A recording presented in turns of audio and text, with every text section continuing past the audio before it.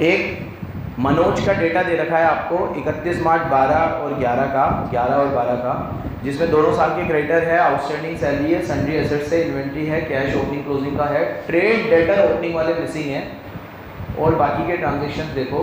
Cash and discount to debtor, ओ मतलब ये डेटर से कैश भी आया है और हमने उसे डिस्काउंट भी दिया है। टोटल मिला के 64,000 है। कितना है? अब मेरी तरफ देखो, अगर ये टोटल 64,000 है तो इसमें से कुछ पैसा डेटर से रिसीव हुआ होगा और 2-5 हज़ार का डिस्काउंट दिया होगा। तो या तो ये बाइफरकेट कर दे आगे जाकर, नहीं करेगा तो कैश बुक से ही पता लग सकता है कि डेटर से कलेक्शन कितना हुआ है, और तो कहाँ से पता लगेगा। आगे देखो, सेल रिटर्न इसने दे रखी है, वेंडर्स दे रखा है, सेल दे रखा है, डिस्काउंट अलाउड, डेटर ने जो हमें डिस्काउंट दिया वो दे रखा है, एडिशनल कैपिटल दे रखी है, realization from debtor paid into, underline करो, डेटर से 62,500 रिसीव हुए हैं। कितने रिसीव हुए हैं? इसका मतलब डिस्काउंट 1500 का हो गया। कितने का हो गया? क्योंकि उसने आगे क्या बोला था कि डेटर से जो पैसा आया है और डिस्काउंट मिला है वो मिलाकर 64,000 है। कितना है? अब उसमें से डेटर से जो पैसा आया है वो 62,500 है, तो बचा हुआ क्या है? बचा हुआ क्या है? डिस्काउंट है। क्लियर है जी? आगे कैश परचेज हुई है इतने की, कैश के एक्सपेंस हुए हैं इतने के, और चेक से हमने मशीन खरीदी है 430 का, बाप देगा 400 रुपये मशीन, वो भी चेक से। इसके बाद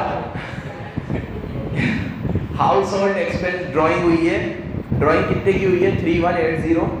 cash paid into bank contra entry, cash drawn from bank contra entry, cash in hand closing balance, और cheque issued to debtors, debtors को चेक, अरे क्रेडिटर्स को चेक से पेमेंट करिए 60,270। एक बार पेज टर्न करो और बताओ कैश और बैंक के इंडिविजुअल बैलेंसेस थे क्या?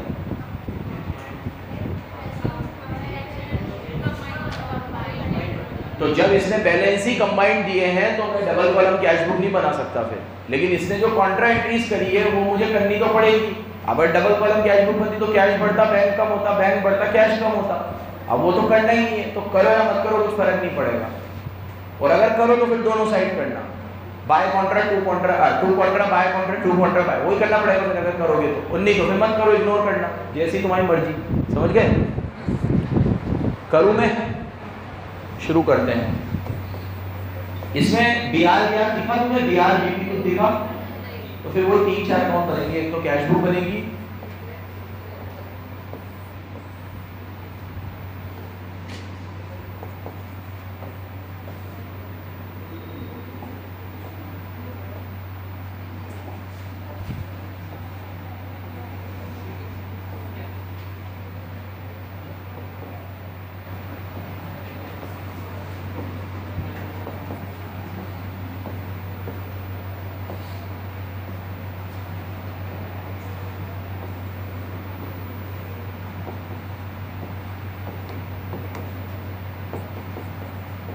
ओपनिंग बैलेंस बताओ। 6960। अब पढ़ता जा रहा हूँ, ध्यान से सुनना। हाँ भाई श्रुति सो गई? इसमें तो बनाओ ना कैश बुक। तो शुरू कर रहा हूँ मैं। सबसे पहले मेरे पास ओपनिंग क्लोजिंग बैलेंस थे, उसको तो अभी छेड़ नहीं रहा मैं। उसके बाद बोला था कैश आया है डेटर से 64,000 का, और डिस्काउंट भी है, तो मैंने बता दिया था उस 64,000 में से 62,500 कैश आया है। कैश डेटर से आया है तो यहाँ लिख दूंगा टू डेटर 62,500, और डेटर अकाउंट में लिख दूंगा बाय बैंक या कैश 62,000, और भूल ना जाऊं तो लगे हाथ बाय डिस्काउंट अलाउड, कितने का? 1500 का। और यहाँ डेटर का ओपनिंग बैलेंस अगर हो तो बता दो, नहीं तो फिर कोई बात नहीं है। क्लोजिंग है, क्लोजिंग कितना है? 17,000।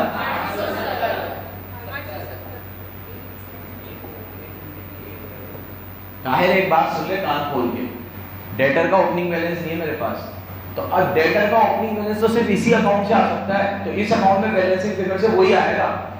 सेल नहीं है तो फिर सेल की कोई दूसरी तिगड़ा लगाऊंगा मैं, लेकिन सेल अब इधर से नहीं आ सकती। सेल हो तो अच्छी बात है, नहीं हो तो मैं किसी भी और तरीके से सेल निकालूंगा, लेकिन डेटर का बैलेंस निकालने का और कोई तरीका नहीं बना कायनात में। ओपनिंग बैलेंस तो अब इसी अकाउंट से निकलेगा, तो इस अकाउंट में बैलेंसिंग फिगर से क्या निकलेगा ये तय है। समझ पा रहे हो क्या बोल रहा हूँ मैं? सेल तो ट्रेडिंग अकाउंट से भी आ जाएगी, जीपी रेशियो से भी आ जाएगी। डेटर का ओपनिंग बैलेंस का और कोई तरीका नहीं है, या तो आप दे दो नहीं तो अकाउंट से आएगा। तो अब इस अकाउंट से तो क्या निकलेगा, डेटर का ओपनिंग बैलेंस। समझो इन क्वेश्चंस को कैसे आएंगे, ठीक है? सिर्फ करके चले जाना हमारा मकसद नहीं है। क्वेश्चन अगर थोड़ा सा भी वहाँ और कुछ तरीके से आ गया तो फिर ये सब चीज़ें अप्लाई कर पाओगे। तो कहाँ से क्या चीज़ निकलेगी, कल बोला था कड़ी से कड़ी जोड़ना सीखो। ये चीज़ तुम्हारे दिमाग के अंदर बैक ऑफ द माइंड चलनी चाहिए कि किस अकाउंट से क्या निकल सकता है। अभी क्वेश्चन और थोड़ा रफ्तार पकड़ेंगे, ठीक है? चलो, डिस्काउंट अलाउड हो गया, सेल आई है। अब यहाँ पे सेल ढूंढो अगर हो तो, नहीं तो फिर कोई और तरीके से निकलेगी सेल। सेल है, कैश वाली भी है और क्रेडिट वाली भी है, हाँ। और सेल तेज बोलना बाउली, हाँ, टोटल सेल है 71,810। तो अब उसमें से कैश वाली हटा दो तो क्रेडिट वाली आ जाएगी। तो ढूंढो अगर कैश वाली भी हो तो। कैश एक्सपेंस है, कैश ये है, कैश वो है, बैड डेब्ट्स है, कैश इन हैंड है, नहीं है। तो अब तो एक चीज़ हो सकती है कि कैश सेल इधर से निकल जाए और टोटल सेल में से कैश सेल हटा के क्रेडिट सेल इधर ले लूँ। तो अब कैश अकाउंट से भी क्या निकलेगा ये भी तय हो गया, क्या निकलेगी? क्योंकि कैश सेल निकालने का भी कोई और तरीका नहीं है। या तो आप परसेंटेज देते, क्या परसेंटेज देते कि टोटल सेल कैश सेल का इतना है, फलाना है, डिमक रहा है, तुमने एक्स वैक्स मान के पागल बने करता, वो भी कुछ नहीं दिया आपने। अब कैश सेल निकलेगी कैश बुक से, और कैश सेल टोटल सेल में से माइनस होगी और क्रेडिट सेल इधर भेजूंगा मैं। अब पिक्चर समझ में आ गई? ये पिक्चर समझ जाया करो पहले, बस अब फिर करना है, उतारना है, जल्दी जल्दी करो। यहाँ पे 6 कॉलम कम है।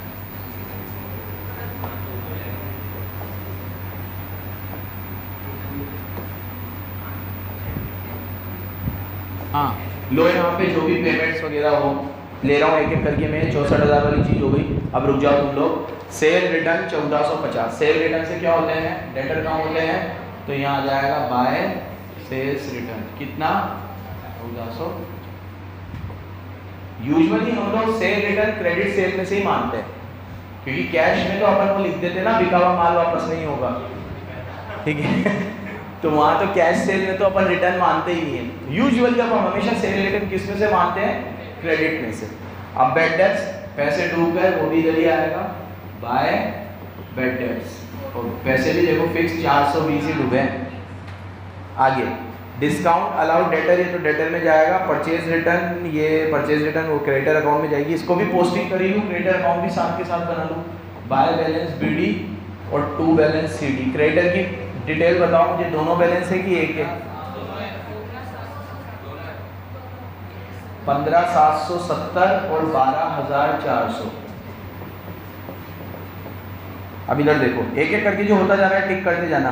अब क्रेडिटर को डिस्काउंट दिया है तो टू डिस्काउंट रिसीव, कितना? 700। फिर परचेज रिटर्न, तो टू परचेज रिटर्न, ये भी कितना है? 400। फिर एडिशनल कैपिटल, ये तो वहाँ जाएगी। Additional capital paid into the bank, मतलब कैपिटल अपन ने पैसे जमा करा दिए तो कैश बढ़ गया, तो यहाँ आ जाएगा टू कैपिटल 8,500। इसके बाद 62,500 डेटर से आए, तो यहाँ ले लिया मैंने टू डेटर, और यहाँ इसकी रिवर्स पोस्टिंग भी यहाँ कर दी by bank. Cash purchase, by purchase, cash purchase कितनी है? 1,030। और कैश एक्सपेंस, तो बाय एक्सपेंस कितने?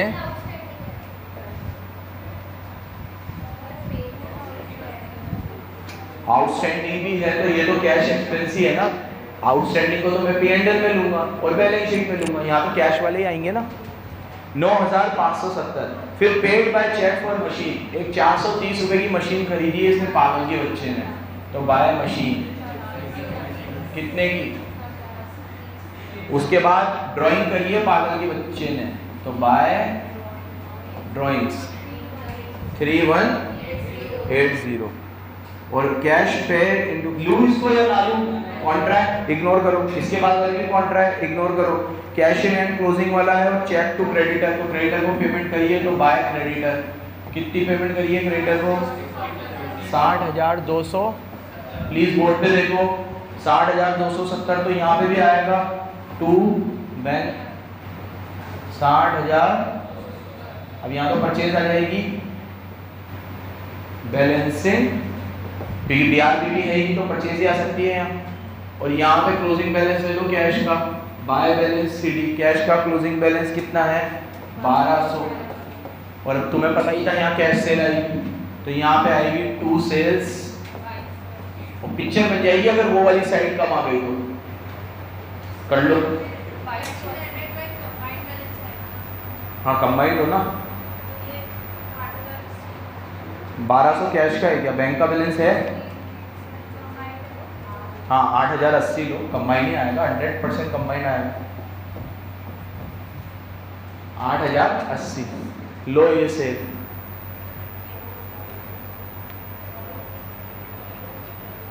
9 10 और 3 12 72 80, उधर तो 80 आ रहा है समथिंग, 80 क्या से 40 अब यहाँ पे क्रेडिट सेल आ जाएगी, तो 2 क्रेडिट सेल, टोटल सेल इसने दे रखी थी 71,810, तो उसमें से हटा दो 4,600, तो क्रेडिट सेल आ जाएगी।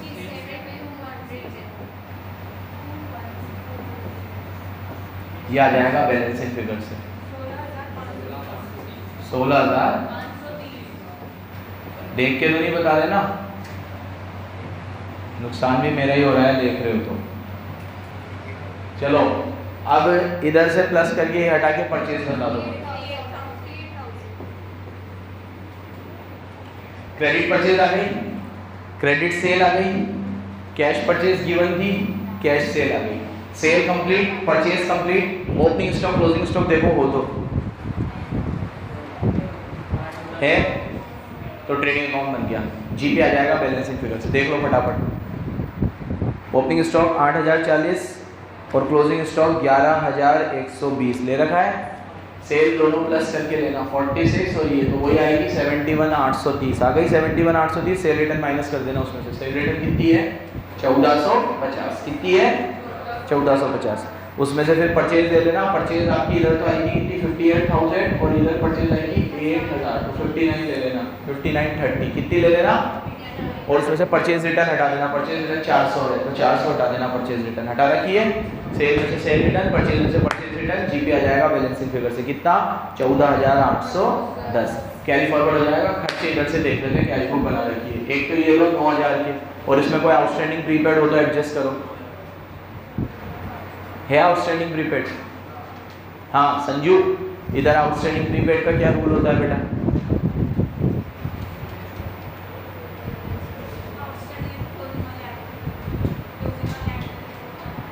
ओपनिंग वाले माइनस करते हैं और क्लोजिंग वाले प्लस करते हैं, दोनों है ओपनिंग क्लोजिंग। हाँ तो करो।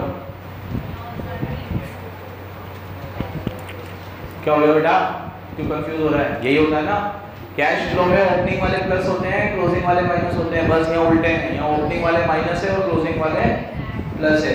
ओपनिंग वाले कितने 600, तो वो तो माइनस है, और 330 प्लस है, ठीक है। तो कितने आएंगे 9300, कितने आएंगे? और कोई एक्सपेंस यहाँ दिख रहा है? मुझे तो नहीं दिख रहा, रुको। एक्सपेंस इधर भी होते हैं, बेड टेस्ट ये रहा 420 का बेड टेस्ट, सेल रिटर्न तो डिस्काउंट अलाउड, ये भी एक्सपेंस है। देखो 1500 और 420 दे रखे होंगे, और डिस्काउंट रिसीव्ड इनकम पे ले रखा होगा 700 दे रखा है, ठीक है। डेप्रिसिएशन भी एक खर्चा होता है। देखो डेप्रिसिएशन की कोई रेट है क्या? बैलेंस शीट के बाहर दे रखी होती है, नहीं है, तो बस नेट प्रॉफिट आ जाएगा 4,200। कितना जाएगा? ओपनिंग बैलेंस शीट कैलकुलेटर पे बना लो, लो कैलकुलेटर हाथ में लो। सबसे पहले सन्ड्री एसेट लो 11,610, इन्वेंट्री लो 8,040, कैश लो 6,960, डेटर लो 16,530। लो जल्दी लो, ले लिए। अब इसमें से माइनस करो, क्रेडिटर 15,770, फिर आउटस्टैंडिंग एक्सपेंस 600 माइनस करो, और उसके बाद नहीं कुछ भी, बताओ कितना है? चेज बोलो यार, 26,770। देखो ओपनिंग कैपिटल ये दे रखी है 26,700। अब इस ओपनिंग कैपिटल में कैपिटल एम्प्लॉयड ले लो, कैपिटल इन्वेस्टेड ले लो एडिशनल 8,500, नेट प्रॉफिट प्लस कर लो, जो भी आया था तुम्हारा 4,290, और ड्रॉइंग माइनस कर लो ड्राइंग 3180, तो आपकी क्लोजिंग कैपिटल आ गई 36,380। अब पेट हाँ लेने चलिए। हाँ और क्रेडिटर ले लो, क्रेडिटर कितने हैं 12,400 गिवन है। आउटस्टैंडिंग एक्सपेंस 330 ये भी गिवन है। लाइबिलिटी साइड पूरी हुई। एसेट साइड फिर टर्न करो, एसेट साइड में क्या क्या गिवन था, सब कुछ ही गिवन था। एक तो एसेट दे रखी थी 12,040 ले ली हमने 12,040, इन्वेंट्री दे रखी थी 11,120 ले ली हमने 11,120, डेटर दे रखे थे 17,870 और कैश दे रखा था 8,080। अरे ये तो पूरी दे रखी थी 49,110। क्लोजिंग बैलेंस शीट में हमने कुछ भी नहीं निकाला, सब कुछ दे रखा था, सिर्फ कैपिटल निकाली हमने। क्या निकाली, ये भी सिंपल था, कल देखेंगे भाई। बाय।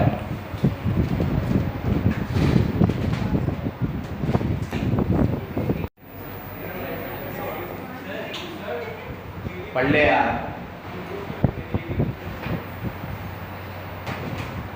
इलस्ट्रेशन नंबर 1, अनूप एक होलसेल बिजनेस चलाता है। 2011 और 2012 का डेटा दे रखा है, जिसमें दोनों साल के डेटर है, दोनों साल के BR, BP, creditor, inventory, cash का बैलेंस और बैंक का बैलेंस। अब एक बात समझ जाओ, क्योंकि इसमें कैश और बैंक का बैलेंस अलग अलग दे रखा है, तो डबल कॉलम कैश बुक बनेगी। इसमें क्या बनेगी, और जितना मैं देख पा रहा हूँ इसने सबके ओपनिंग क्लोजिंग बैलेंस दे रखे हैं। तो इसका ये मतलब हुआ कि आपको कोई से भी अकाउंट से ओपनिंग क्लोजिंग बैलेंस नहीं निकलेंगे, तो सेल परचेज बैलेंसिंग फिगर से निकलेगी या तो, और कैश बुक के भी ओपनिंग क्लोजिंग दे रखे हैं, तो कैश बुक से सेल परचेज में से कोई एक चीज़ निकलेगी, वो डेटर अकाउंट में जाएगी, या कैश बुक से ड्रॉइंग्स भी निकल सकती है, एडिशनल कैपिटल भी निकल सकती है। कैश बुक्स में 4 चीज़ें बड़ी होती है, एक तो cash purchase, sale, cash purchase, cash sale, collection from debtor, payment to creditor, ये तो डेटर क्रेडिटर वाला, सेल परचेज वाला मतलब, और एक होता है एडिशनल कैपिटल और ड्रॉइंग्स। भी अब बिजनेस में ये भी करते ही है, कैपिटल भी लाते हैं, ड्रॉइंग्स भी करते हैं, तो ये सब चीज़ें बैलेंसिंग फिगर से आ सकती है। दिमाग में मैं रोज़ बोलता हूँ कि पहले पिक्चर जमा के रखना कि कड़ी कहाँ से जुड़ेगी। अब मैं एक बार पहले पूरा पढ़ूंगा कि कितने ट्रांजेक्शन्स हैं। Deposited to bank after payment of shop expense, salary and personal expense, मतलब इन्होंने कुछ कलेक्शन हुआ होगा इनके पास, उसमें से इन्होंने ये पेमेंट करी और बाकी का पैसा जमा करा दिया बैंक। लेकिन यहाँ देख के पता नहीं चला कितना पैसा जमा करा, बोला पेमेंट करिए हमने, और ये पेमेंट करने के बाद जो पैसा आया ना हमने वो बैंक में जमा करा दिया। ठीक है, बैंक से हमने पैसे निकाले हैं, कॉन्ट्रा एंट्री, सप्लायर को पेमेंट करी है, फर्नीचर की भी पेमेंट करी है, कैश पेमेंट है तो कैश बुक में कैश में जाएगी, और कलेक्शन हुआ है चेक से कस्टमर से, लेकिन डिसऑनर हो गया। ठीक है, अगर ये डिसऑनर हो गया है तो डेटर अकाउंट को भी अफेक्ट करेगा, है ना, डेटर अकाउंट को ही अफेक्ट करेगा मतलब ये। और बिल एक्सेप्टेड, कस्टमर से हमें 40,000 के बिल एक्सेप्ट हुए हैं भाई, बिल एक्सेप्टेड बाय कस्टमर, तो ये बिल कस्टमर ने एक्सेप्ट किए हैं, तो कस्टमर ने एक्सेप्ट किए हैं तो हमारे लिए क्या होगा ये, हाँ रिसीवेबल्स, एक्सेप्ट उसने किए हैं तो हमारे लिए क्या होगा ये बीआर। इतने के बिल हमने एंडोर्स कर दिए, इतने के बिल हमने डिस्काउंट करा लिए, इतने के बिल मैच्योर होके कलेक्ट हो गए, और इतने के बिल हमने एक्सेप्ट किए। यहाँ बीआर बीबी का अकाउंट बहुत बारीकी से बनाना, बहुत बारीकी से। अब रिसीव मैच्योरिटी पे हमें 20,000 रुपये LIC से मिले हैं, तो भाई ये एडिशनल कैपिटल हो गई हमारे लिए, क्योंकि मैच्योरिटी से LIC से पैसा मिला है। अब LIC से हमारी पर्सनल थी, वो पैसा हमें मिला है तो पैसा हमने बिजनेस में लगा दिया होगा। अब 14,000 का हमें रेंट भी मिला है, भाई ये भी प्रोप्राइटर की प्रॉपर्टी थी, तो भाई ये भी प्रोप्राइटर की प्रॉपर्टी थी, तो ये प्रोप्राइटर को रेंट मिला है, और ये भी प्रोप्राइटर का है, और ये पैसा भी उसने अगर बिजनेस में लगा दिया होगा तो ये भी एक तरीके की क्या हो गई, एडिशनल कैपिटल। एक बिल्डिंग हमने परचेज करी है 3.5 लाख में, और इस बिल्डिंग के कुछ एक्सपेंसेस हमने इंकर्ड किए हैं जिसकी डिटेल हमारे पास अवेलेबल नहीं है, अंडरलाइन करो, तो ये बैलेंसिंग फिगर से आएगी। मतलब कैश बुक में जो बैलेंसिंग फिगर से आएगा वो ये चीज़ आएगी, एक बिल्डिंग हमने परचेज करी है और उस बिल्डिंग से रिलेटेड हमने कुछ एडिशनल खर्चे भी किए होंगे जिसकी डिटेल हमारे पास अवेलेबल नहीं है, तो ये खर्चा बैलेंसिंग फिगर से आएगा। तो मतलब पेमेंट साइड शॉर्ट आनी चाहिए हमारी, क्या शॉर्ट आनी चाहिए, क्योंकि ओपनिंग क्लोजिंग बैलेंस तो गिवन ही है, तो पेमेंट साइड शॉर्ट आनी चाहिए। पेमेंट साइड किसकी शॉर्ट आनी चाहिए, कैश की कि बैंक की, ये डिटेल्स। अब ये चेक से किया होता तो शॉर्ट कैसे आता, जब चेक से कोई पेमेंट करूंगा तो शॉर्ट कैसे आएगा, चेक से तो पता होगा ना किसको ना कितने का चेक पड़ा है, बैंक स्टेटमेंट में शो हो जाएगा। डिटेल मिसिंग होती है तो कैश की होती है। जैसे मेरे गले में से कैश कम है तो पता नहीं चल रहा कि यार पेमेंट करी थी, विकास को दिए थे, वर्षा को दिए थे, रिफ्रेशमेंट में दिए थे, किसी स्टूडेंट को रिटर्न करा था, क्या याद नहीं आ रहा। लेकिन अगर चेक में से 5,000 रुपये गए हैं तो उसके नाम का चेक होगा ना, बैंक स्टेटमेंट में आ ही जाएगा, तो उसकी डिटेल में प्रॉब्लम आएगी। तो प्राइमा फेसी ये पैसा कैश में शॉर्ट आना चाहिए। इलेक्ट्रिसिटी और टेलीफोन का बिल हमने पे किया है और 2200 रुपये का बकाया भी चल रहा है, ठीक है, तो बकाया चल रहा है तो ये आउटस्टैंडिंग है। नेक्स्ट, क्लेम अगेंस्ट फर्म, 1,55,000 का फर्म के अगेंस्ट में क्लेम है और लीगल एक्सपेंस 17,000 के हैं। फर्म एंटिसिपेट डिफीट, अरे फर्म हार मान चुकी है, फर्म को लग रहा है कि ये पैसे जाएंगे, तो भाई देखो लग रहा है 1,55,000, तो फिर ये तो आप रिकॉर्ड कर लो, प्रोविजन बना लो इसका। तो P&L में दिखा देंगे इसके प्रोविजन फॉर लीगल रिपेयर्स, अरे प्रोविजन फॉर क्या नाम है इसका, क्लेम अगेंस्ट डैमेजेस, रिकॉर्ड कर लो, मतलब इसको P&L में से माइनस कर देंगे हम इसे, क्योंकि ये मान चुके हैं कि ख़त्म है ये केस में कोई दम वाली बात, हम ये केस हारने वाले हैं। इसका ये मतलब हुआ कि हम लोग कंजर्वेटिव को फॉलो करेंगे, प्रूडेंस फॉलो करेंगे और फ्यूचर में होने वाले लॉस को आज ही बुक कर लेंगे, क्योंकि 100% श्योरिटी है कि हम ये केस हारने वाले हैं। सप्लायर ने इतने के रिटर्न वापस किए हैं और ये परचेज रिटर्न हो गया, इसके सेल रिटर्न हो गया, इसके बाद डिस्काउंट ऑफर बाय सप्लायर, ये डिस्काउंट रिसीव्ड हो गया और ये डिस्काउंट अलाउड हो गया, ठीक है, चारों तो सिंपल है। बिजनेस रेंटेड प्रोमाइसेस पे चला जाता है और एनुअल रेंट 20,000 का आउटस्टैंडिंग चल रहा है। बेटा ये बकाया रेंट है तो इसको भी बैलेंस शीट में लेंगे, अंडरलाइन कर लो, और बकाया रेंट है तो P&L में भी आएगा रेंट आउटस्टैंडिंग, ठीक है। नेक्स्ट, खत्म, बहुत लंबा है, प्रिपेयर ट्रेडिंग है P&L। तो भाई लाइन से एक एक करके चलाना पड़ेगा इसको ढंग से, थोड़ा अटेंटिव रहना। Cash book, cash bank, pause कर दो।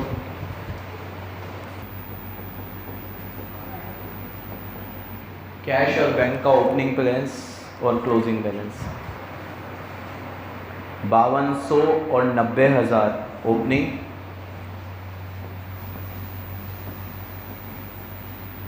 और क्लोजिंग में 87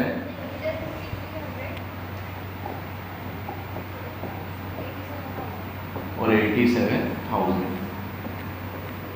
ठीक है। अब पहली लाइन में बोला है deposited in bank after payment of shop expense, तो शॉप एक्सपेंस करा, सैलरी पे करी, पर्सनल एक्सपेंस पे करा और उसके बाद बैंक में 7,62,750 रुपये जमा करा दिए। तो बेटा एक बात बताओ, 7,62,750 रुपये जमा करा दिए तो ये पेमेंट करने के बाद जमा करा है, तो ये जो पेमेंट करी अगर ये मैं इस अमाउंट में जोड़ दूँ तो ये पता चल जाएगा ग्रॉस कलेक्शन कितना हुआ था, क्योंकि उसने बोला था डिपॉजिटेड इनटू बैंक, बैंक में जमा करा दिए, तो पैसे आए होंगे तो जमा कराए होंगे ना, तो इन्होंने पेमेंट करने के बाद जमा कराया, पेमेंट करिए कैश में से, तो पैसा पहले हमारे पास कैश में आया होगा, फिर कैश में से हमने पेमेंट करी होगी, फिर जमा करा दिया होगा, तो जमा कराने की तो मैं कॉन्ट्रा करूंगा, लेकिन पहले पैसे आए भी तो होंगे, और पैसे इतना सारा पैसा आया है, डेटर से ही आया होगा इतना सारा पैसा, तो कितना पैसा है ये टोटल करो, 600 इंटू 12 करो पहले, कितना 7200। मैं क्या करूंगा, वो पेमेंट को तो मैं कैश कॉलम में दिखाता रहूंगा, पैसे कैश कॉलम में आएंगे, कैश कॉलम में से कैश कॉलम में से चले जाएंगे, बचेगा वही 7,62, फिर वो 7,62 में बैंक में जमा कर दूंगा तो बैंक बढ़ा दूंगा, और कैश में से हटा दूंगा तो कैश कम कर दूंगा, लेकिन कैश में कम करने के लिए पहले कैश में पैसा आना नहीं चाहिए, तो कैश के कॉलम में पैसा आता हुआ दिखाऊंगा, और इतना बड़ा अमाउंट है डेटर से ही आया होगा या कैश सेल से आया होगा। इस क्वेश्चन में कोई ऐसी इंफॉर्मेशन है जिससे ये पता चले कि कैश सेल क्रेडिट सेल अलग हो सकती है, नहीं तो फिर मैं सारी सेल क्रेडिट ही मानूंगा। पढ़ लो एक बार और, ऐसा बोला है तो फिर तो हमारा काम ही आसान हो गया। कहाँ है ऐसी लाइन, पाप कटा, तो सारी सेल और सारी परचेज किस में है, क्रेडिट में, तो बस खत्म। तो ये पैसा पहले आया होगा मेरे पास डेटर से, तो यहाँ लिख देता हूँ मैं टू डेटर, और उसके बाद मैं पहले पेमेंट कर देता हूँ बाय शॉप एक्सपेंस, कैश में से करना, कितनी 600 इंटू 12, कितनी है 600 इंटू 12, 7,200।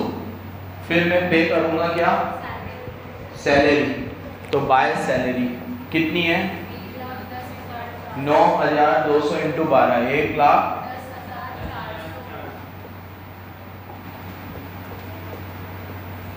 फिर पर्सनल एक्सपेंस मतलब ड्राइंग्स कितनी 14,000 तो 1400 तो 16,800। फिर खत्म। अब 7,62,750 मैंने बैंक में जमा करा है। बैंक में जमा करा है तो बैंक को बढ़ा दो, तो बैंक को बढ़ाएंगे तो 2 कैश और बैंक में लिख दो 7,750 यही है। और कैश में से कम कर दो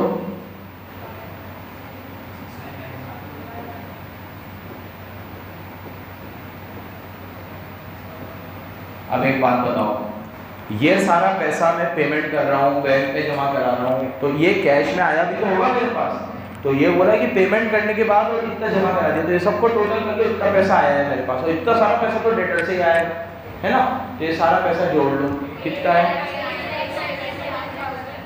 8,150 150। ठीक है, चेक कर लो एक बार, अमाउंट ये आ रहा है।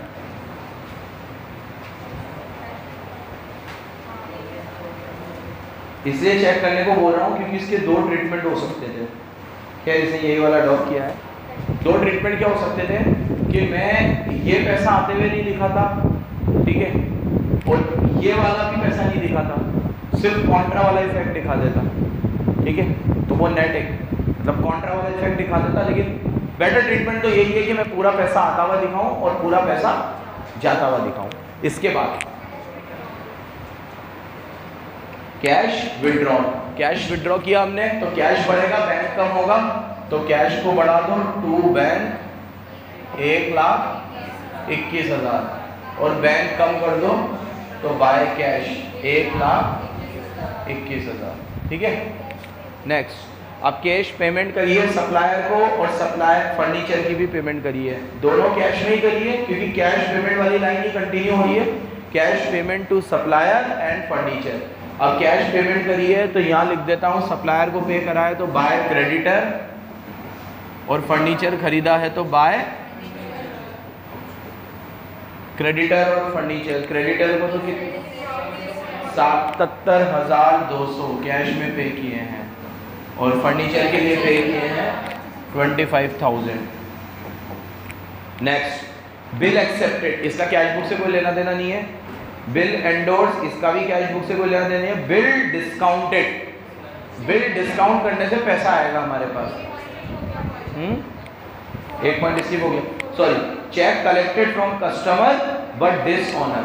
अब क्या करूं मैं, पहले कलेक्ट करता हुआ दिखाऊं फिर डिसऑनर दिखाऊं तो कोई फर्क थोड़ी पड़ेगा। मैं पहले बैंक को बढ़ाऊंगा 5700 रुपये से, फिर बैंक को कम कर दूंगा डिसऑनर होने के बाद 5700 रुपये से, तो रिकॉर्ड ही नहीं करता। इसको तो सीधा डेटर बढ़ा दूंगा मैं। चेक डिसऑनर होने से क्या होंगे, डेटर बढ़ेंगे।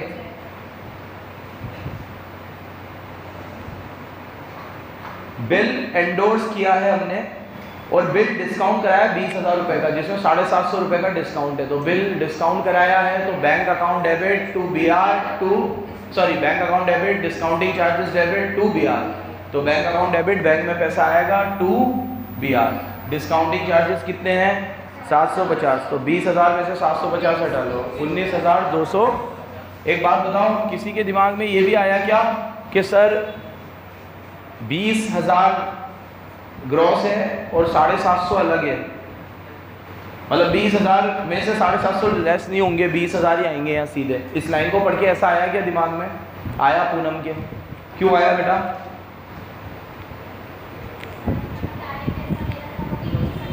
देख, अगर ये 20,000 रिसिप्ट होती ना तो वो बोलता कि अमाउंट रिसीव्ड। इसने बोला बिल्स डिस्काउंटेड, मतलब इतने के बिल थे, वो कितने के 20,000 के, और वो 750 के डिस्काउंटिंग चार्जेस कट गए, तो हाथ में कितने आए होंगे 19,250। इसके बाद हमने बिल एक्सेप्ट किए। अच्छा, बिल एक्सेप्ट करने से क्रेडिटर कम होते हैं और बीपी बढ़ता है, इससे कैश बुक में फर्क नहीं पड़ेगा।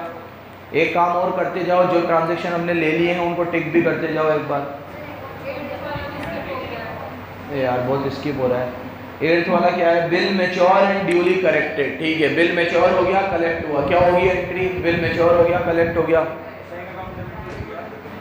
Bank account debit to BR, पैसे आएंगे और BR कम हो जाएंगे, तो बैंक में लिख दो टू BR। कैश में, बैंक में मेंशन नहीं है ना,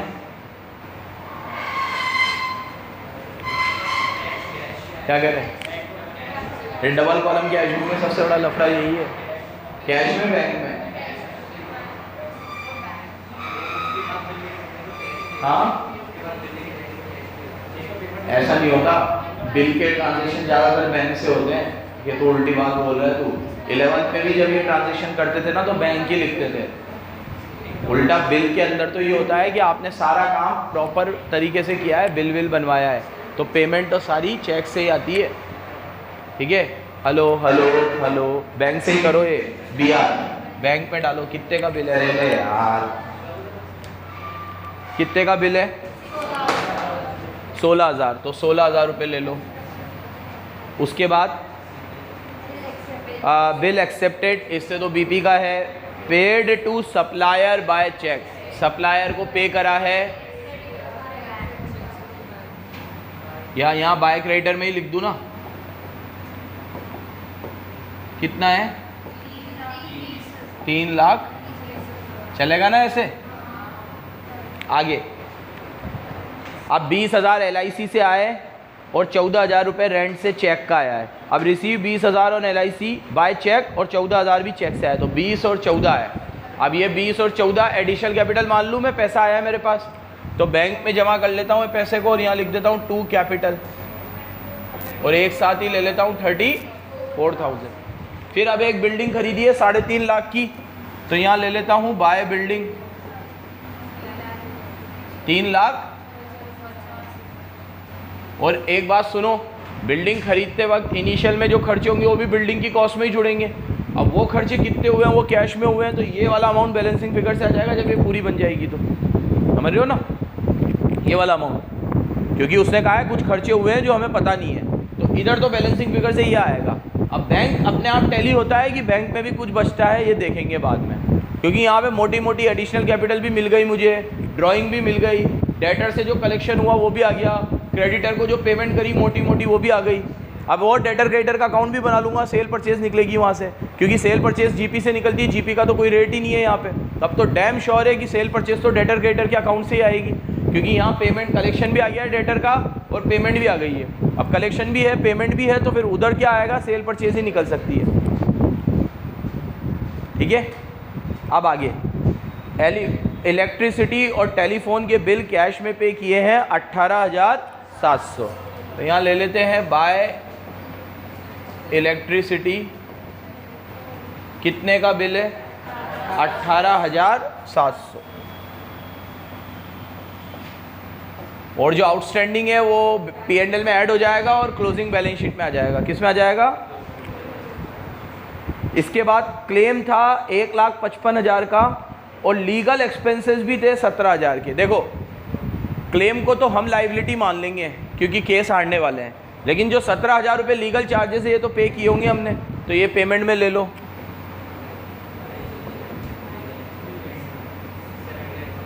कितना है? ये मैं कैश में ही ले रहा हूँ।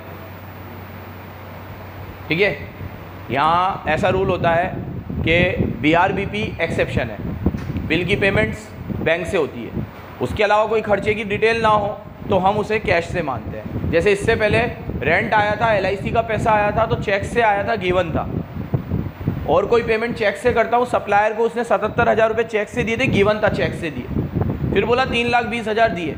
अगर कैश से दिया होता, कैश ना बोले तो हम वो ट्रांजेक्शन कैश में मान लेते हैं, लेकिन अगर चेक से देता तो बोलता है वो कि ये पेमेंट हमने किससे करी है? चेक से करी। ये 11th का रूल है, 11th में भी यही रूल लगता है, कोई ट्रांजेक्शन के बारे में गिवन ना हो तो कैश से करा करो। लेकिन हाँ, कुछ ऐसी चीज़ें जो हम बैंक से ही करते हैं, जैसे कंपनी पढ़ते 12th में, तो एप्लीकेशन का पैसा, अलॉटमेंट का पैसा हम कभी कैश लिखना पसंद नहीं करते। कंपनी को कोई पैसा कैश में कैसे देगा?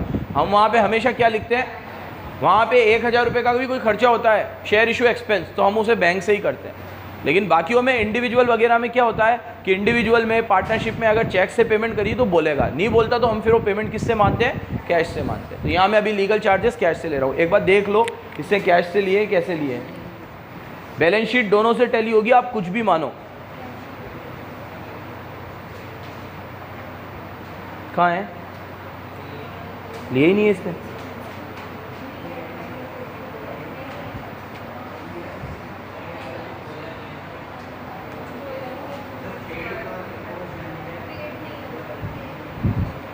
तो फिर बैलेंस शीट में लिए होंगे इसने, बैलेंस शीट में लिए क्या?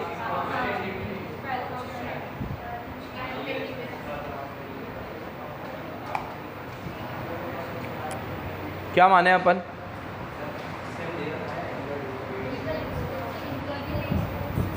सिर्फ लीगल एक्सपेंस दे रखा है इसलिए पेड नहीं दिया, ड्यू मान लो। अगर मेरी बात सुनो, मैं पेड भी मानूंगा कोई फ़र्क नहीं पड़ेगा। क्या होता कि उतने अमाउंट से मेरा बिल्डिंग का बैलेंसिंग फिगर कम हो जाता, जो मेरा ये बैलेंसिंग फिगर निकलने वाला है ना वो उतने अमाउंट से कम हो जाता, और उतने अमाउंट से मेरा बिल्डिंग का अमाउंट कम हो जाता है ना।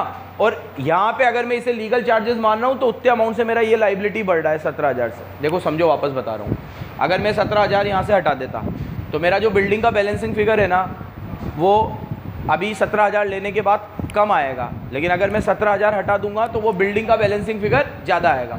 तो बिल्डिंग का बैलेंसिंग फिगर ज़्यादा आया, उसको इधर रख दिया 17,000 हटाने के बाद, और जितने से बिल्डिंग का बैलेंसिंग फिगर ज़्यादा आया उतना ही 17,000 का मैंने यहाँ आउटस्टैंडिंग लाइबिलिटी दिखा दी। तो वो 17 इधर बिल्डिंग में और वो 17 इधर टैली। अब इसका इफेक्ट देखिए, अगर मैं यहाँ 17,000 रुपये ले रहा हूँ तो उतने अमाउंट से मेरा बिल्डिंग का 17,000 रुपये कम आया, और उतना 17,000 रुपये मैं यहाँ आउटस्टैंडिंग में नहीं दिखाऊंगा, तो इधर भी कम इधर भी कम, टैली। वो तो कुछ भी मानो टैली होगा, ठीक है। लेकिन अगर पेड मानते हो तो नोट डाल के आना, ठीक है। अगर तुम्हारी जगह में होता, आंसर हमारे सामने होता तो सब अच्छा होता है, समझाना भी सब आसान होता है क्योंकि आंसर सामने है। तुम अगर मेरी जगह होते हैं, वहाँ कर रहे होते हैं, तो ज़रूरी नहीं तुम पहली बार में यही सोचो कि नहीं पे किया होगा, क्योंकि लीगल चार्जेस है, वकील 1 रुपया नहीं छोड़ता, ठीक है। तो अगर हम लोगों ने केस हम सोच चुके हैं कि ये तो हम हार ही चुके हैं, तो उनका पैसा वो तो मैं 1,55 तो दे ही नहीं रहा ना, उसे तो मैं लाइबिलिटी में ही दिखाऊंगा, वो तो मेरा प्रोविज़न है। लेकिन ये 17,000 तो मुझे वकील को देना पड़ा होगा, ये भी मान सकता हूँ मैं। और इसने बोला है सिर्फ लीगल चार्जेस है, तो मैंने ये भी मान सकता हूँ कि नहीं दिया अभी, आज कल में दे दूंगा, तो लाइबिलिटी है, पे तो करना ही है, ठीक है।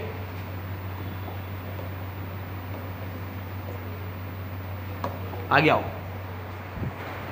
गुड्स रिटर्न ये तो उधर जाएगा सब, सेल रिटर्न, डिस्काउंट रिसीव, ये सब। अब business is carried on a rented premises for an annual rent. अब 20,000 का रेंट है, ये भी आउटस्टैंडिंग चल रहा है। अच्छा, इसको मैं इसलिए भी पेड नहीं मान रहा क्योंकि कैश के सारे ट्रांजेक्शन इसने एक साथ दे दिए थे। अब इन ट्रांजेक्शन के लिए इसने अदर ट्रांजेक्शन लिखा है, तो इसलिए भी बेटर अजम्पशन ये है कि इसने पेड नहीं माना, क्योंकि इसने क्या बोला है, इसने पहले सारे कैश से रिलेटेड चीज़ें दे दी। अब ये जितनी भी चीज़ें यहाँ दे रहा है ना अदर में, इसमें कुछ भी कैश नहीं है। देखो, discount receive, discount allowed, cell return, purchase return, rent भी आउटस्टैंडिंग वाला दिया है। मेन वाला रेंट तो इधर ले लिया मैंने, शॉप एक्सपेंस था, मतलब रेंट नहीं था।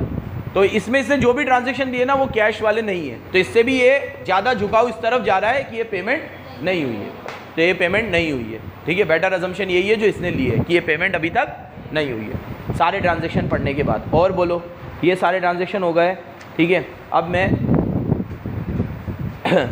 तो टैली करो इसको, पॉज कर दे 1 मिनट।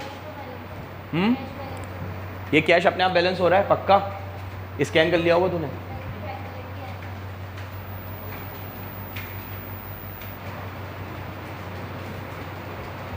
टोटल देख लो एक बार।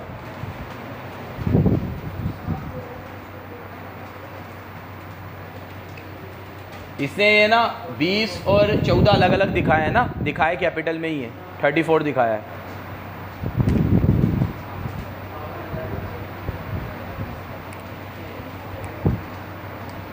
एक मिनट रुक जाना, एक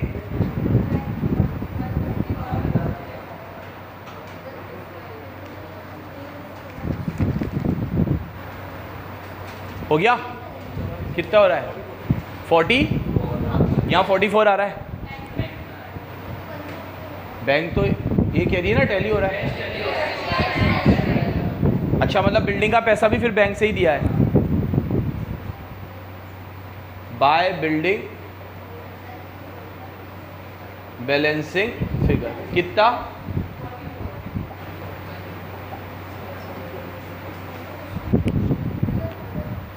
हाँ,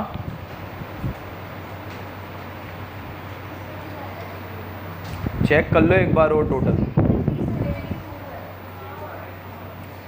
तो 3.5 की थी, तो फिर मतलब ये तुम्हारा देख लो एक बार, चेक करो। 44, 12,000 रुपये ज़्यादा आ रहा है।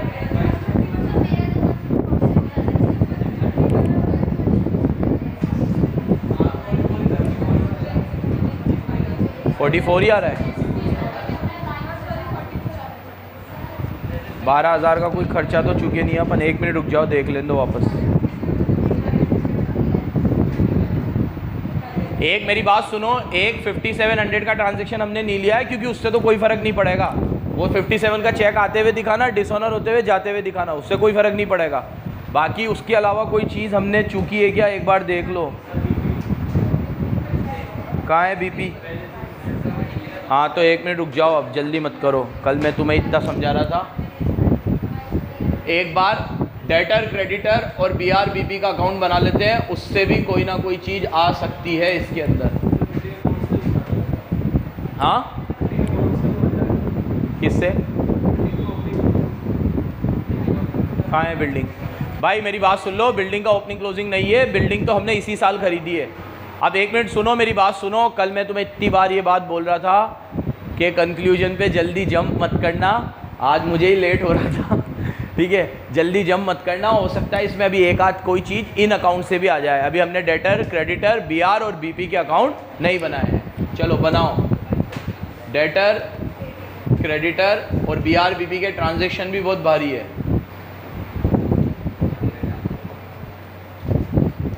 बीआर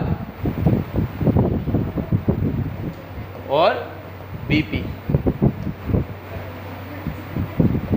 अब बातें मत करना, बिल्कुल इधर देखना। सबसे पहले डेटर का बीडी कितना है? हाँ, 70, 92,000, ठीक है। अब 1 मिनट रुको। डेटर से यहाँ पे कलेक्शन हुआ है 897 का, ठीक है। तो कैश है 8,97,000। अब रुक जाओ 1 मिनट, ये आ गया। इसके बाद ट्रांजैक्शन तुमने टिक कर लिए, जो भी ऊपर से हमने करे थे। पहला हो गया, दूसरा हो गया, तीसरा हो गया, फोर्थ चेक कलेक्टेड डिसऑनर। अब चेक अगर डिसऑनर हो गया तो इससे डेटर बढ़ जाएंगे और बैंक कम हो जाएगा। डेटर बढ़ जाएंगे और बैंक कम हो जाएगा, ठीक है।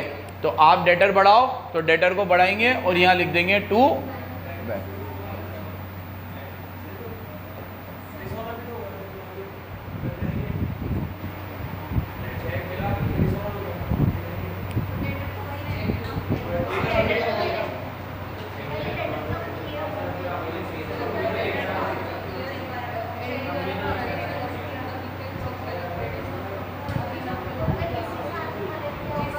हाँ, इसी साल का होगा तो कोई फ़र्क नहीं पड़ेगा। अगर पहले का बैलेंस होगा डेटर में,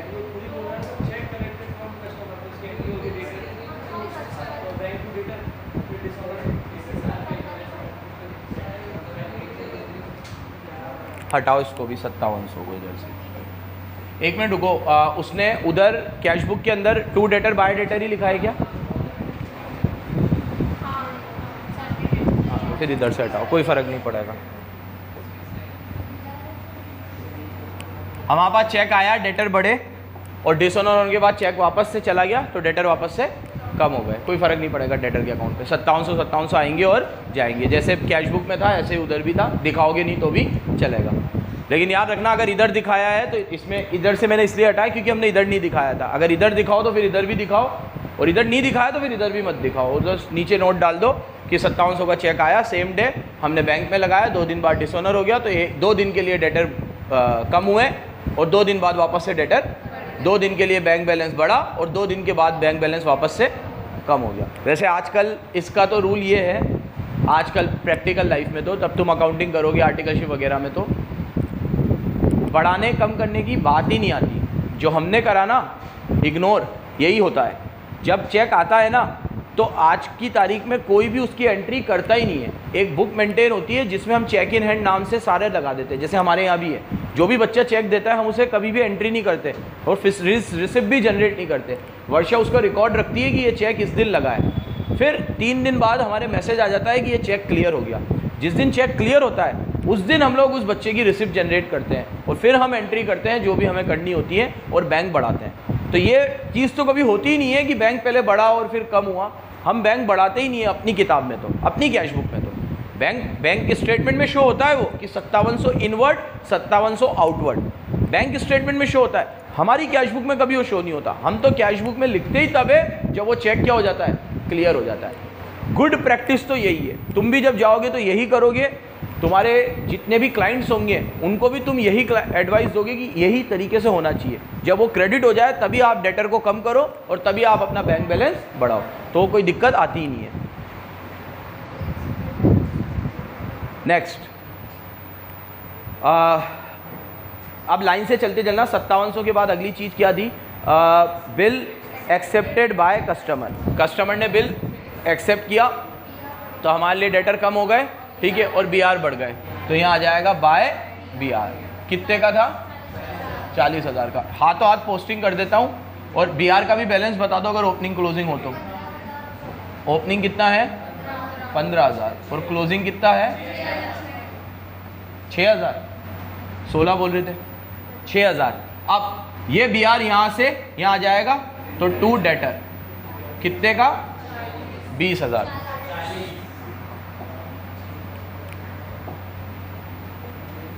नेक्स्ट, इसके बाद बिल इंडोर्स 10,000 का बिल इंडोर्स करने से क्या होता है? एक तरफ BR कम हो जाते हैं और एक तरफ क्रेडिटर कम हो जाते हैं, क्योंकि बिल किसको देते हैं? क्रेडिटर को। तो एंट्री होगी creditor account debit to BR, तो BR में आ जाएगा बाय क्रेडिटर। कितने का? 10,000। क्रेडिटर का अकाउंट भी बना लेते हैं, बैलेंस BD और यहाँ बैलेंस CD 40 और, ठीक है। अब यहाँ बाय क्रेडिटर लिखा है, यहाँ आ जाएगा टू BR। कितने का? 10,000। नेक्स्ट, अब क्रेडिटर का अकाउंट बना दिया है तो क्रेडिटर को भी पेमेंट कर दो। अभी यहाँ हमने पेमेंट करी थी बाय क्रेडिटर, तो यहाँ आ जाएगा to cash and bank, to cash to bank, ठीक है। तो टू कैश एंड बैंक कितना? दोनों का टोटल 397,200 यही आएगा। 397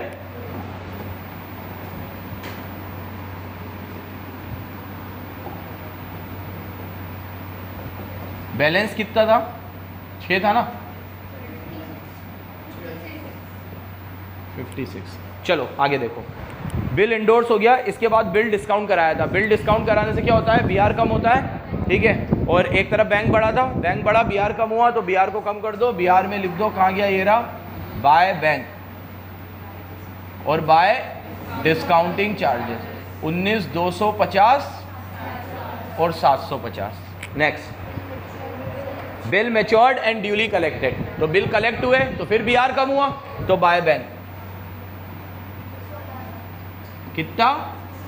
16,000। फिर बिल एक्सेप्टेड, ये बिल हमने एक्सेप्ट किया है तो BP बढ़ा और क्रेडिटर कम हुआ है, तो एंट्री हो गई क्रेडिटर टू BP। तो क्रेडिटर में लिख दो टू BP। कितने का? और अब BP का भी अकाउंट खोल लो। इसका ओपनिंग बैलेंस हो तो बताओ और क्लोजिंग बैलेंस हो तो भी।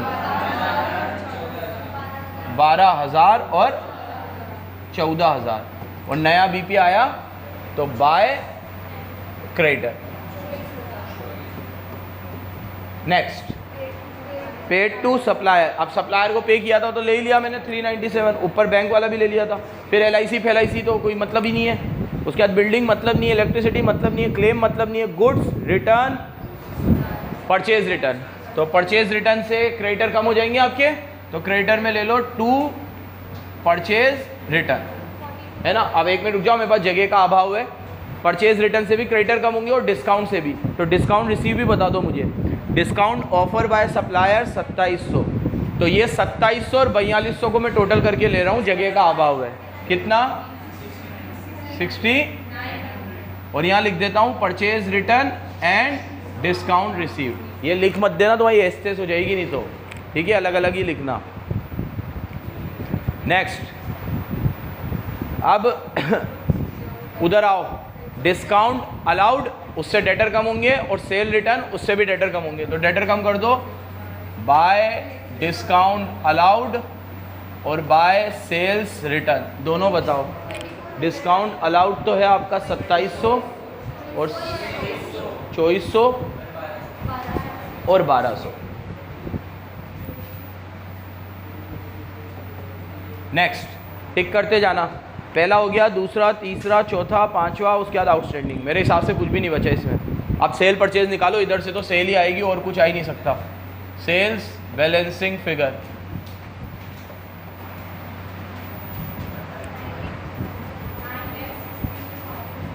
$9,07,000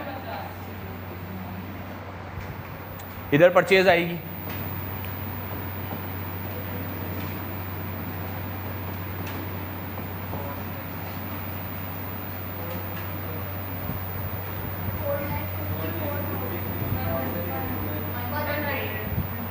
$100।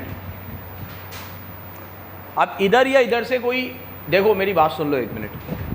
BR जो भी आए थे ना हमारे पास, वो या तो हमने डिस्काउंट करा लिए या हमने खुद ही मैच्योरिटी पे पेमेंट रिसीव कर ली या एंडोर्स कर दिए, सब कुछ हो चुका है। तो अब BR तो टैली हो जाना चाहिए। नहीं हुआ तो कोई BR बचा हुआ रह गया तो उसकी पेमेंट रिसीव हो गई होगी हमारे पास, वैसे हो जाना चाहिए। देखो 40 और 15 55 के BR थे हमारे पास, इनको प्लस करो,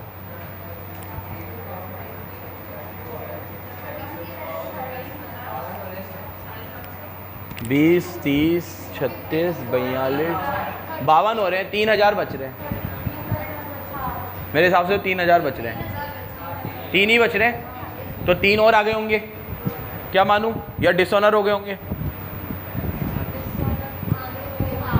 अगर 3000 डिसऑनर हो गए तो फिर डेटर बढ़ जाएंगे 3000 से, और सेल जो है वो 962 की जगह 965 आएगी फिर। हाँ आज है तो फिर कैश में आएंगे वो, वही कह रहा हूँ। अगर आए हो, पैसे आए होंगे तो कैश बुक भी अल्टर होगी और डिसऑनर हो गए होंगे। क्योंकि देखो एक बात समझो मेरी, 15,000 के BR थे, 40 के और आए, तो टोटल हमारे पास 55 के बिल थे। 55 में से 20 के तो हमने बैंक से डिस्काउंट करा लिए, चार्जेस जो कटे वो कटे, लेकिन 20 के उधर करवा लिए। 6,000 के हमने 10,000 के एंडोर्स कर दिए, तो 20 और 10 हो गए 30। 16,000 के हमने अपने पास रखे और वो मैच्योरिटी पे पैसा भी मिल गया हमें। तो 20 और 10 30 और 16 46। अब 46 के बाद 9 बचना चाहिए था बैलेंस, लेकिन बैलेंस कितना बच रहा है तो 3,000 का बिल गायब है। अब वो 3,000 का क्या हुआ है, डिसऑनर पक्का।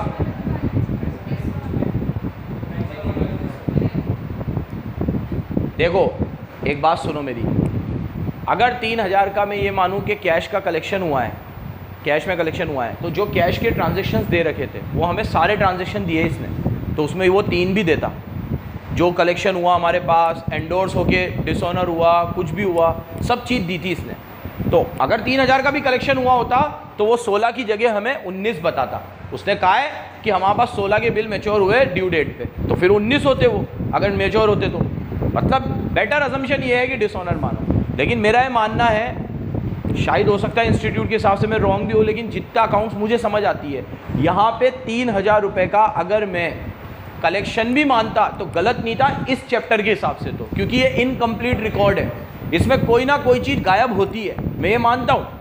तो अगर आप मुझे कैश के ट्रांजैक्शन दे रहे हो तो आप कोई ऊपर ये लिख के नहीं दे रहे हो कि ये कैश के कंप्लीट ट्रांजैक्शन है, इसमें कुछ भी मिसिंग नहीं होगा। ऐसे तो मैं भी यहाँ पे बिल्डिंग भी बैलेंसिंग फिगर से मानूंगा, जितनी की कम आएगी, तो मैं ये मान सकता हूँ कि ये ट्रांजैक्शन भी पूरे नहीं थे और 3,000 का और कलेक्शन हुआ होगा। ठीक है, अब वो उस समय क्लिक करने वाली बात है, लेकिन हाँ ज़्यादा झुकाव हमारा डिसऑनर की तरफ जाएगा, क्योंकि कलेक्शन का एक फिगर था हमारे पास। तो अगर कलेक्शन हुआ ही होता तो 16 की जगह 19 भी दे सकता था, 16 ही क्यों दिया, तो इसका अलग कलेक्शन 16 का ही हुआ है। 20 का तो बिल हमने किसी और को दे दिया, बैंक से डिस्काउंट करा लिया। 10 का बिल हमने क्रेडिटर को दे दिया। 16 का बोला हमारे पास पड़ा हुआ था और बाकी का बैलेंस भी दे दिया उसने 6,000 का। तो मैं ये मान सकता हूँ कि अब 3,000 का क्या हुआ होगा, डिसऑनर। अगर बिल डिसऑनर होता है तो डेटर वापस बढ़ जाएंगे, तो टू डेटर कितना 3,000 और वापस कंक्लूजन पे जल्दी नहीं आना, एक बार सारे अकाउंट बन जाए उसके बाद बैलेंसिंग फिगर, ठीक है। तो ये BR 3000 से बढ़ा तो आपका, अभी भी कंक्लूजन पे नहीं आ रहा हूँ, अभी रुक जाओ, पहले बना लेने दो इसको। ये तो टैली है, एक बार पहले इसको ही बना लो मरे को, ये भी इतना सीधा नहीं दिख रहा। यहाँ पे तो पेमेंट की इन्फॉर्मेशन ही नहीं है, तो या तो पेमेंट ही मानूंगा, ठीक है। अच्छा देखो, अब देखो फिर मैं अपनी लाइन रिपीट करूंगा। अगर वो कैश के सारे ट्रांजेक्शन कंप्लीट थे तो ये भी तो इधर से आया, ये 22,000। लेकिन अब इसमें भी मैं फिर कॉन्ट्राडिक्ट क्या कर सकता हूँ कि आपको हमने रिसीव के लिए 16 बोला था, तो आप ये मान सकते हो 16 रिसीव हुआ, इससे आगे रिसीव नहीं हुआ। पेमेंट के लिए तो हमने कुछ बोला ही नहीं था, बीपी पेमेंट कितनी करी है वो कहाँ बोला था। तो ये तो पूरी पहली बीपी पेमेंट है। जैसे बीपी 12 की थी, 24 की और आई, 36 हुई, 36 में 14 की बच गई, पेमेंट की तो इन्फॉर्मेशन ही नहीं थी, तो पूरी 22 इधर से ही निकलेंगे। तो यहाँ पे टू बैंक कितना, ये टैली, और ये 22,000 की पेमेंट करी है, तो यहां पर भी लो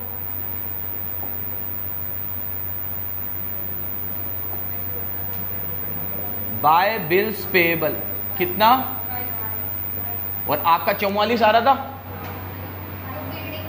है ना, अब 22 आ गया, तो यहां आ जाएगा बाय बिल्डिंग बैलेंसिंग कितना, और उसने लिखा है 22 और 350 को जोड़ के 372, लेकिन हम 350 तो पहले ही लिख देंगे, 22 तो हमें बाद में पता चलेगा। तो आप दो एंट्री करना, बाय बिल्डिंग बाय बिल्डिंग, ठीक है। इसको कंप्लीट, ये कंप्लीट, और उसके बाद जो आपकी सेल आई थी उसमें 3,000 कम कर लेना बैलेंसिंग फिगर से।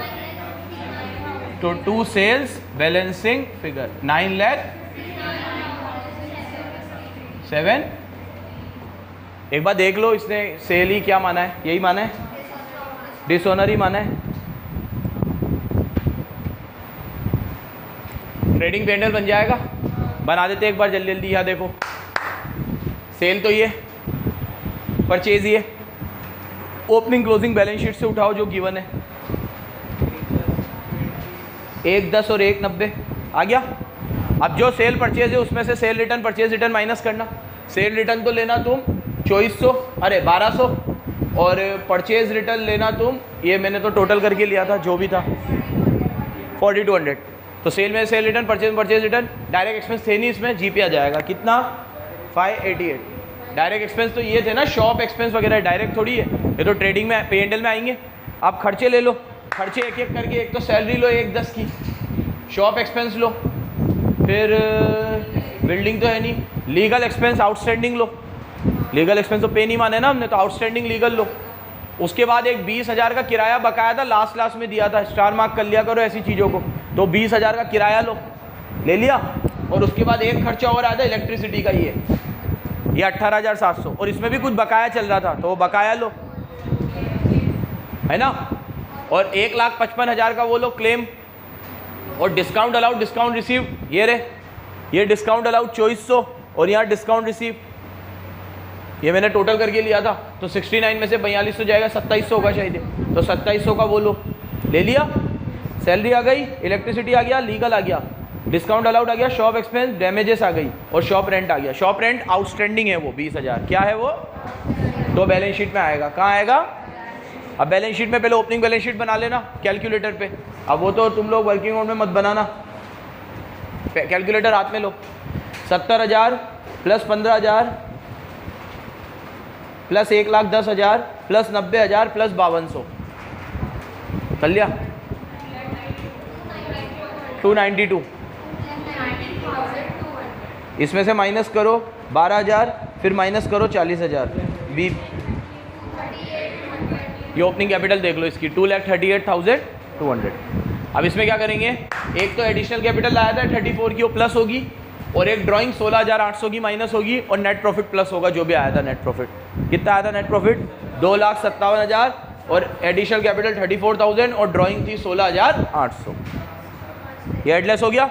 इसके बाद पहले जो भूलने के चांसेस है वो ले लो। क्या भूलने के चांसेस है, एक तो रेंट आउटस्टैंडिंग था 20,000 का, और एक ये कोई इलेक्ट्रिसिटी आउटस्टैंडिंग थी 2200 की। तो पहले दोनों चीज़ ले लो, 20,000 और 2200 ले रखिए, ले रखिए। इसके बाद क्रेडिटर बीपी पीछे से उठा लो, 56,000 और 190 ले लिए। 56,000 और सॉरी 190 नहीं है, बीपी कितना है 14,000, 56 और 14। उसके बाद 155 जो आउटस्टैंडिंग डैमेजेस है वो भी है, और 17,000 लीगल भी आउटस्टैंडिंग ही है, सब आउटस्टैंडिंग है, पे तो कुछ भी नहीं करा, तो टोटल आ गया 773।